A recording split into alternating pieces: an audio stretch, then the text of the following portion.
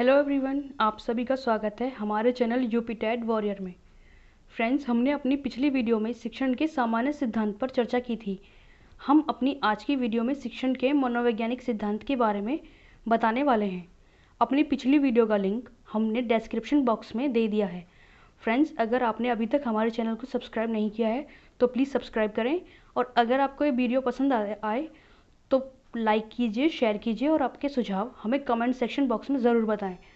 तो ज़्यादा समय ना लेते हुए हम अपनी आज की वीडियो शुरू करते हैं।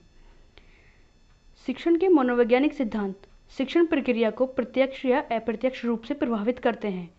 इन सिद्धांतों का प्रयोग अधिगम प्रक्रिया को प्रभावशाली बनाने के लिए किया जाता है।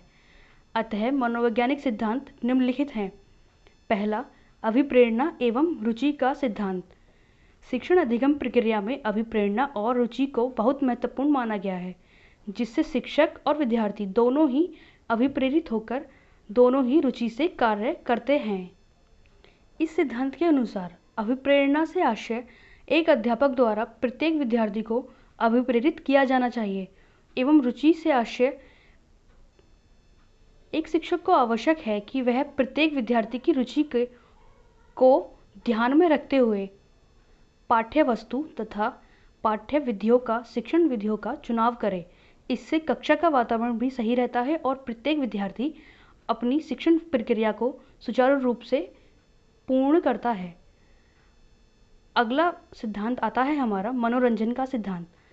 कक्षा में शिक्षण कार्य लंबा होने के कारण विद्यार्थी कक्षा में थकान महसूस करने लगता है।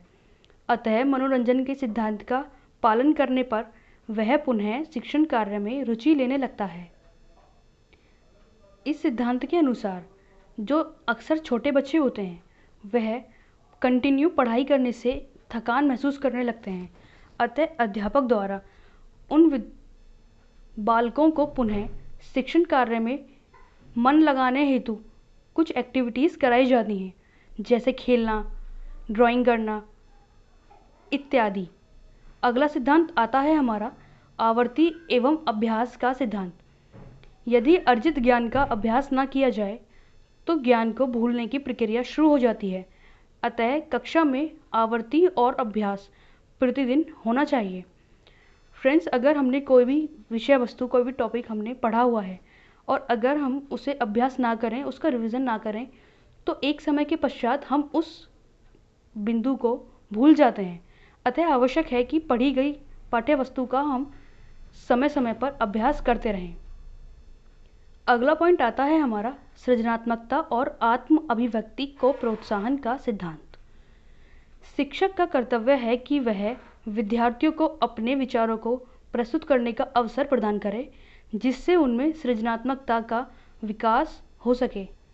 इस सिद्धांत के अनुसार प्रत्येक बालक में अपनी एक अलग सृजनात्मक क्षमता होती है, जिसके कारण वह नई नई गतिविधियां कर पाता है।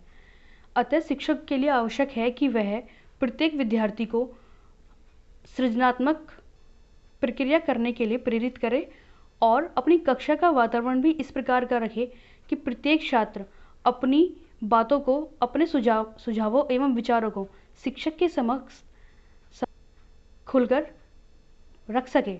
अगला सिद्धांत आता है हमारा सुधारात्मक शिक्षण का सिद्धांत।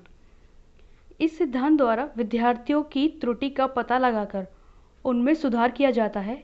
इसे ही सुधारात्मक या रेमेडियल टीचिंग कहते हैं। इस सिद्धांत को शिक्षण कार्य में अत्यंत महत्वपूर्ण बताया गया है, जिसके द्वारा प्रत्येक बालक की त्रुटि का पता लगा के किसी भी अभ्यास टेस्ट के द्वारा या किसी भी मौखिक परीक्षा के द्वारा उनकी त्रुटि को हम ज्ञात करके उनमें सुधार ला सकते हैं, जिसे रेमेडियल टीचिंग भी कहते हैं। अगला पॉइंट आता है हमारा सहानुभूति और सहयोग का सिद्धांत। शिक्षक विद्यार्थियों का एक अच्छा पथ प्रदर्शक हो सकता है यदि वह विद्यार्थियों के प्रति सहानुभूति रखता है और उनकी कठिनाइयों को दूर करने में अपना सहयोग प्रदान करता है। इस सिद्धांत के अनुसार फ्रेंड्स, प्रत्येक कक्षा में सभी विद्यार्थी समान नहीं होते। कोई बहुत तीव्र बुद्धि वाला होता है तो कोई मंदबुद्धि या किसी प्रकार से पिछड़ा बालक हो सकता है।